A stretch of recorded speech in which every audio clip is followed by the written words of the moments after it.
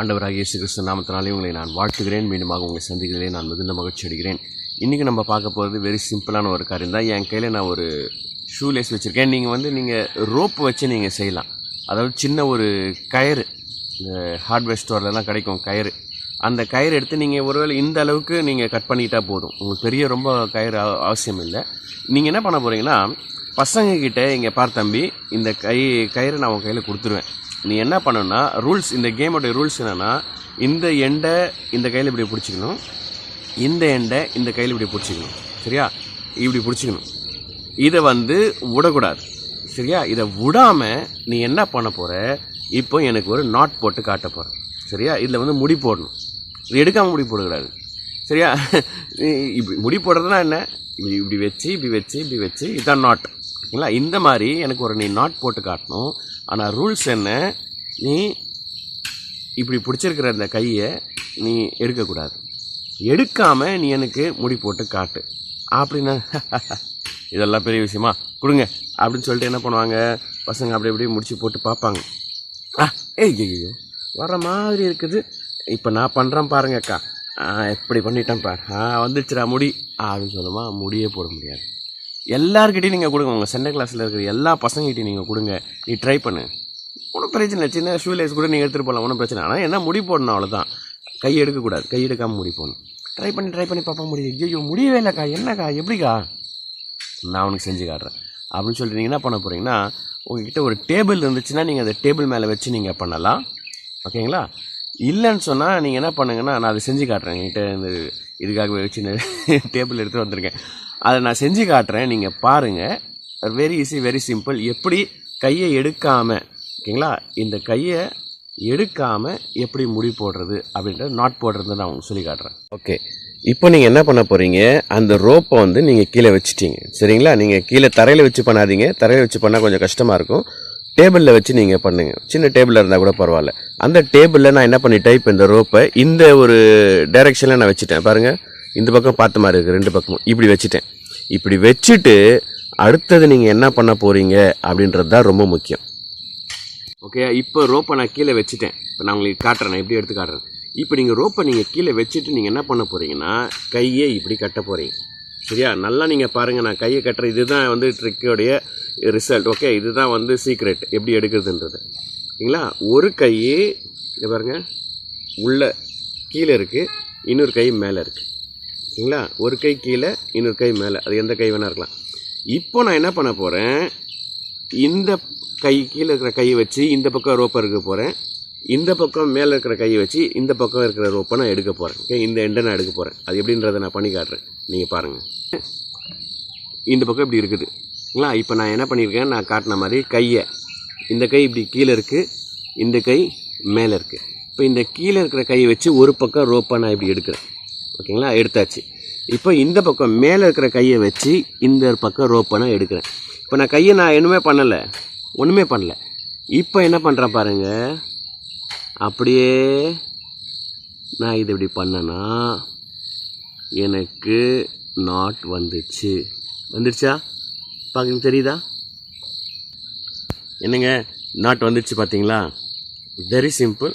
இந்த நாட்டை போடுறதுக்கு, ஆனால் நீங்கள் பசங்ககிட்ட என்ன சொல்ல போகிறீங்க, ரூல்ஸு கையே எடுக்கக்கூடாது, அவள் தான் நீங்கள் சொல்ல போகிறீங்க. சரிங்களா? நீங்கள் பசங்க முன்னாடி நீங்கள் காட்டும் போது கூட என்ன பண்ணலான்னா, நான் இந்த டேபிளில் வச்சுருவோம்ப்பா, நீ எப்படி வேணால் எடுத்துக்கோ அப்படின்னு நீங்கள் சொல்லுங்கள்.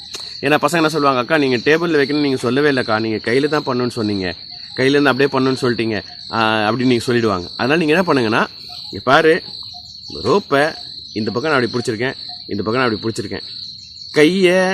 இந்த கையை எடுக்கக்கூடாது. ஓகேங்களா? ஓப்பன் பண்ணக்கூடாது.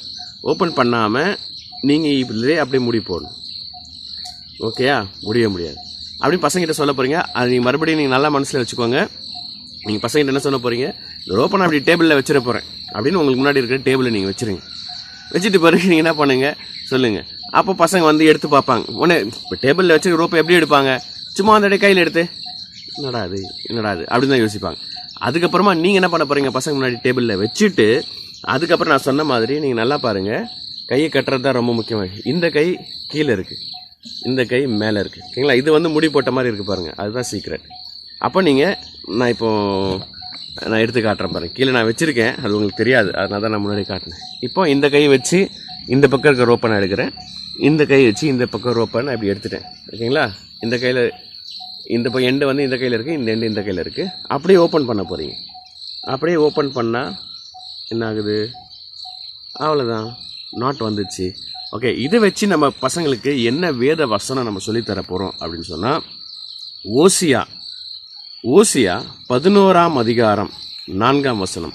மனுஷரை கட்டி இழுக்கிற அன்பின் கயிறுகளால் நான் அவர்களை இழுத்தேன். நல்லா நீங்கள் கவனிங்க. ஓசியா 11:4. தம்பி தங்கச்சிங்க பாரு, ஏசப்பா என்ன சொல்கிறாங்க? மனுஷரை கட்டி இழுக்கிற அன்பின் கயிறுகளால் நான் அவர்களை கட்டி இழுத்தேன். அப்படின்னா என்ன அர்த்தம் தெரியுமா? பாரு, நீ சண்டே கிளாஸ்க்கெலாம் வர, நீ பாட்டெலாம் பாரு, ஆனால் நீ பொய் சொல்லிட்டடா ஒரு நாள், அதனால் ஏசப்பாவனை நேசிக்கல, ஏசப்பாவனை வெறுக்கிறாரு அப்படின்னு பிசாசு சொல்லிடுவான். ஐயோ ஆமாம், நான் பொய் சொல்லிட்டேன், அதனால் நான் சண்டே கிளாஸுக்கு நான் போக மாட்டேன், ஏசப்பா என்னை வெறுக்கிறாரு, நான் பொய் சொல்லிட்டேன். எங்கள் அப்பா அம்மா சொன்னாங்க நான் கீழ்ப்படியில், சொல்லியிருக்காங்க, எங்கள் அக்கா சொல்லியிருக்காங்க சண்டே கிளாஸில், நீ கீழ்ப்படியாமல், அப்பா அம்மா கீழ்ப்படியாமல் இருந்தேன்னா, நீ ஏசப்பா வசனம் கீழ்ப்படியாமல் இருந்தேன்னா நீ வந்து பரலோகம் போக முடியாது, ஏசப்பா விட்டு நீ விலகி போயிட்ட அப்படின்னு எங்கள் அக்கா சொல்லியிருக்காங்க, அதனால் நான் ஏசப்பா விட்டு ரொம்ப தூரம் போயிட்டேன்டா, நான் வரலடா சண்டே கிளாஸுக்கு, நான் இனிமேல் பைபிள்லாம் வாசிக்க மாட்டேன், ஜோம் பண்ணேன், நான் பாவம் செஞ்சுட்டேன் அப்படின்னு நிறைய பேர் யோசிச்சுட்டு சண்டே கிளாஸுக்கு வராமல் போயிடுவாங்க பசங்க. அப்படிப்பட்ட பசங்க நீங்கள் என்ன சொல்லுங்க பாரு, நீ தப்பு செஞ்சிட்ட தம்பி, நீ தப்பு செஞ்சிட்ட, நீ வந்து ஏசப்பாவோட எப்படியாவது நீ பாரு, சாத்தா சொல்லுவான், நீ என்ன தான் ட்ரை பண்ணுற ஏசப்பாவோட பிள்ளையா மறுபடியும் மாறலான்னு, அதெல்லாம் முடியவே முடியாது, பார்த்தியா ஒன்றுமே முடியவே இல்லை, நாட் போடவே முடியல, நீ ட்ரை பண்ணுற முடியவே இல்லை. ஆனால் ஏசப்பா அவனை நேசிக்கிறார் தம்பி. பாரு, நீ தவறு செஞ்சிட்ட, உண்மைதான், அது நான் கரெக்டுன்னு நான் சொல்லலை, நீ செஞ்சது தப்பு தான், நீ பொய் சொன்னது தப்பு தான், நீ திருடினது தப்பு தான், நீ சண்டை போட்டது தப்பு தான், அப்பா அம்மா கீழ்ப்படியாமல் இருந்தது தப்பு தான், ஆனால் நீ தவறு செய்திருந்தாலும் ஏசப்பாவை நேசிக்கிறாங்க. அப்போ நான் என்ன செய்யணும்? இப்போ தப்பு பண்ணால் ஏசப்பா நேசிக்கிறாங்களா, அப்போ தப்பு பண்ணிக்கிட்டே இருந்துடலாம் அப்படின்னு நினைக்கக்கூடாது. ஏன்னு சொன்னால் பைபிள் வசனம் சொல்லுது, பாவத்தின் சம்பளம் மரணம். யார் பாவத்தில் வாழ்கிறாங்களோ அவங்க ஏசப்பாவுடைய பரலோக ராஜ்யத்துக்கு போக முடியாது தம்பி. ஆனால் ஏசப்பாவை நேசிக்கிறதுனால ஏசப்பாவை மன்னிக்கிறாங்க. அப்போ நான் என்ன செய்யணும்? நான் ஒரு தடவை தப்பு பண்ணிட்டேன் காக்கா, நான் ஏசப்பாவை ஏற்றுக்கிட்டேன், சண்டே கிளாஸ்க்கு வரேன், பாட்டு பாடுறேன், நான் வசனம்லாம் சொல்கிறேன், எனக்கு தெரியுது, ஆனால் நான் ஒரு நாள் பாவத்தில் விழுந்துட்டேன், ஒரு தப்பு பண்ணிட்டேன், அப்போ ஏசப்பா என்னை மன்னிப்பாங்களா? நிச்சயமாக மன்னிப்பாங்க தம்பி. எப்போ தெரியுமா? நீ உண்மையாக ஏசப்பாயிட்ட, ஏசப்பா என்னை மன்னிச்சிருங்க ஏசப்பா, நான் தப்பு பண்ணிட்டேன் ஏசப்பா, எனக்கு தெரிஞ்சே தான் நான் தப்பு பண்ணிட்டேன் ஏசப்பா, பொய் சொன்னால் தப்புன்னு எனக்கு தெரியும், கெட்ட வார்த்தை பேசினா தப்புன்னு எனக்கு தெரியும், ஆனால் நமக்கு விரோதமாக தப்பு பண்ணிட்டேன் ஏசப்பா, ப்ளீஸ் ஏசப்பா என்னை மன்னிச்சிருங்க ஏசப்பா. ஏசப்பா கிட்ட நீ மன்னிப்பு கேளு, ஏசப்பா நம்ம மன்னிப்பாங்க. நம்முடைய பாவனை நம்ம அறிக்கையிட்டால் பாவனை நம்ம மன்னித்து எல்லா அநியாயத்தையும் இன்றைக்கி நம்ம சுத்திகரிப்பதற்கு அவர் உண்மையும் நீதியும் உள்ளவராக இருக்கிறார் அப்படின்ற வசனத்தில் இது வந்து முக்கியமான வசனம். நான் இப்போ சொல்லிட்டு பார்த்தீங்கன்னா, அன்பின் கயிறுகளால் உன்னை கட்டி இழுத்தேன். ஓசியா 11:4. மனுஷரை கட்டி இழுக்கிற அன்பின் கயிறுகளால் நான் அவர்களே கட்டி. ஏசப்போடைய அன்பு மாறாது தம்பி, அதுதான் நம்ம சொல்லித்தரப்போம். இது நிச்சயமாக அவங்க சண்டே கிளாஸில் நீங்கள் சொல்லித்தாங்க, நிச்சயமாக அது பிரயோஜனமாக இருக்கும். ரொம்ப பெரிய காரியங்கள் இல்லை, வெரி சிம்பிள். ஒரு சின்ன ரோப்பு இருந்தால் போகிறோம், ரோப்பு கூட இல்லையா, ஷூவில் இருக்கிற லேஸை கழட்டிட்டு போயிடுங்க, அவ்வளோதான். கர்த்தர் தாமே உங்களை ஆசீர்வதிப்பாராக. தேங்க்யூ ஃபார் வாட்சிங். God bless you.